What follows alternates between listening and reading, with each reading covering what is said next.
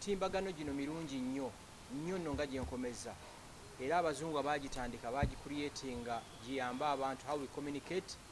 Ekyokubiri bannayuganda bangi bagikozesezza ng'amaduuka gaabwe. Bantu baana bangi bamanye ng'emirimu gyabwe gyonna bagikolera ku TikTok, ababazzi, abazimbi, abawoldings ne bamakanika. Unfortunately ate waliyo gurupu endala yo ng'ekozesa emitimbagano. Si kuvuma, okuwemula.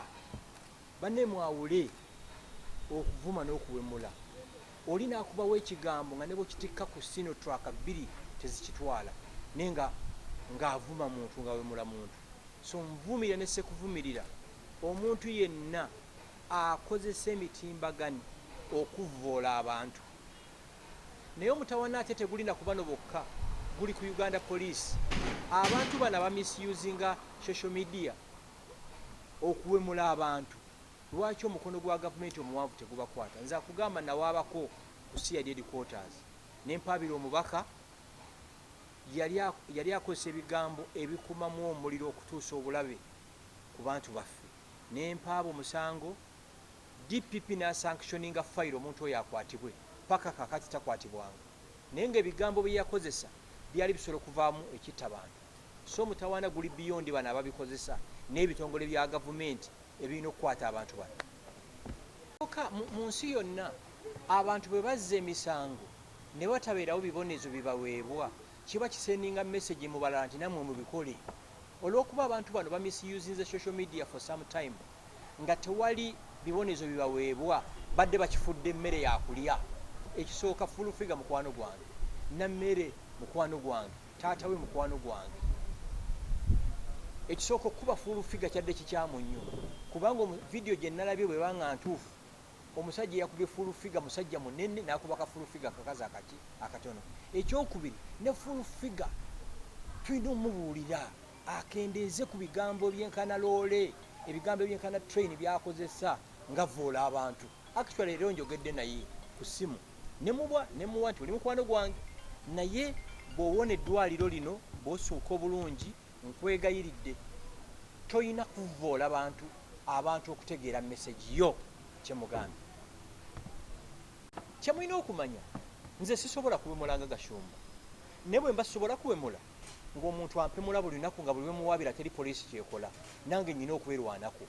Waliwo omuntu atasobola kuwemula ng'asobola okukuba panji, waliwo omuntu atasobola kuwemula ng'asobola okukuba ka Facebook, olaba. Era Fullfigure yeebaze Katonda singa bamukubye ettaffaali ku bulago twalibadde tufiiriddwa omuntu. Buli muntu yeerwanako okusinziira mu mbeera gy'alimu. N'ekisaanyi ekisaanyi kyokya, omusota gubojja, empologoma ekwata, n'embwa esobola okukwata. So abantu beerwanako okusinziira ku busobozi bwe bakola bwe bayina. Ekyokubiri, mu Buganda wano tubulwamu abasajja abataka abasobola okusamuninga abantu nga bano. Kubanga bw'otunira omuwala nga Namere yasomera King's College Buddo, a senior presidential advisor, taatawo former minister, respected leader mu kalungu. Okubanga oli mu ntalo ne Fullfigure, ekyo nakyo kyewuunyisa. Kireete n'ekirala, muwulira ze bayita eggaali. Kati waliwo eggaali zino eziri ku ground n'eggaali eziri ku social media.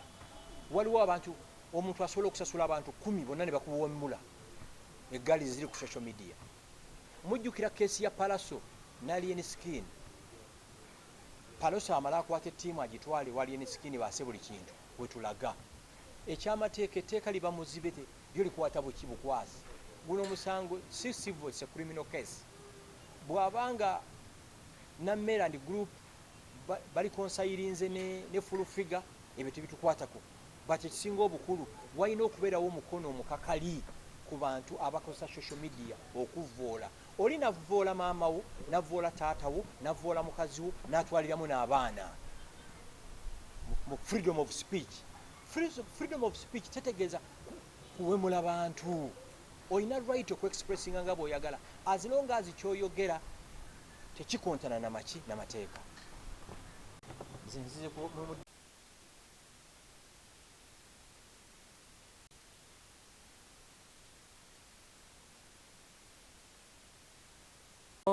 Hello.